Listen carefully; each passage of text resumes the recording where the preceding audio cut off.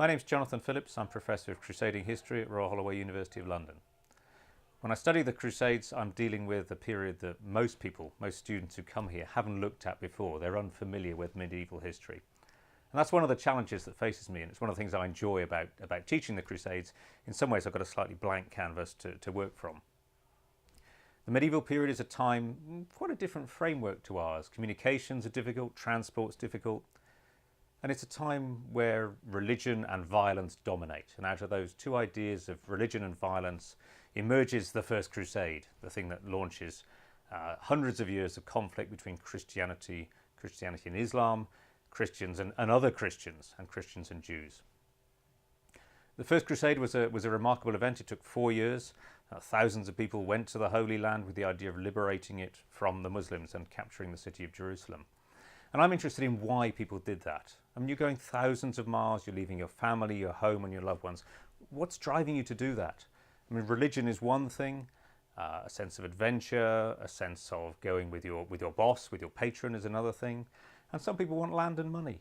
And I am interested in exploring that in my research. I'm looking at the writings of a Genoese man called Caffaro, and being a merchant, he comes from a land or a city, where money is important, and he blends an intense religiosity with a desire for money.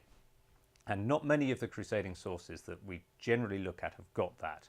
So it's something quite new, and I'm bringing that into my teaching, and it's quite fun to play with that.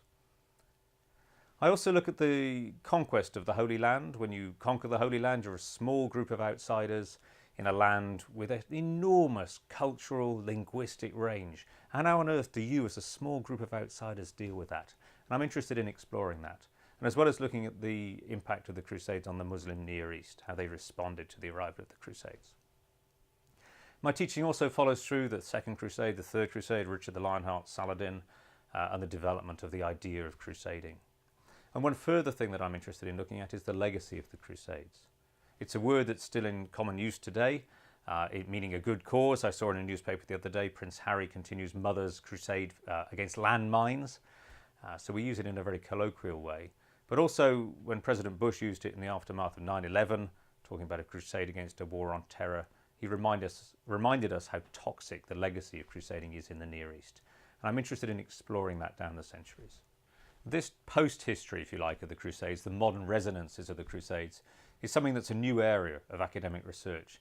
And I'm very interested in following that and pushing the boundaries of that and trying to trace, in the West and in the Islamic world, how the Crusades are remembered. And so bringing that cutting edge of research to my teaching is something that's exciting and important.